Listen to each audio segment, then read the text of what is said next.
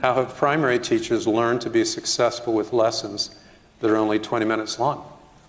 Thank you, Elder Renlund. I think for primary teachers, 20 minutes can sound like a daunting exercise, but as you mentioned, 20 minutes is the current state, and we, beginning in September, will have 25 minutes. But the key, even with those 5 extra minutes, are things that we have learned so far. And first, it is to focus and to make sure that we're not trying to fill our lessons so much with trying to say everything, but to really find a way to be prayerful about what the children need and ask the question, what principle would be a blessing to these children that help them draw closer to Jesus Christ, and then build a lesson around that one principle.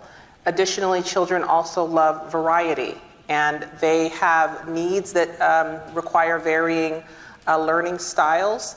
And that includes singing a song, visual aids. It includes reading and answering and asking questions and being quite participatory. And we're grateful that these Fast Sunday lessons, now that we'll also be able to do each month, they also consist of 12 lessons, have these really foundational gospel principles that are quite focused, that will allow our teachers to really be able to identify how to give a rich experience, a rich sensory experience to children so that they can feel closer to the Savior and learn how to prepare for ordinances and make and keep covenants. Other comments? What she did is identify a principle. And then, of course, embedded in that then is to discuss application and blessings that come from that. Mine is just, I think, just thinking of what Sister Browning said is the intentionality of those teachers that plan. That stood out to me.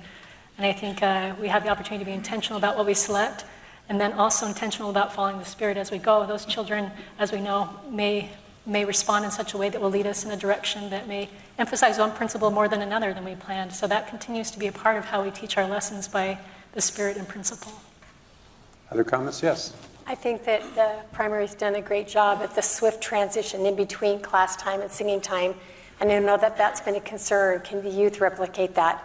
But I was in a meeting recently where Elder Holmes talked about this idea that at high school and secondary schools, there's a 5-minute window in between classes when they have to transition, and they're able to do it at school. I have great faith that they can do it on Sunday. Great. Thank you.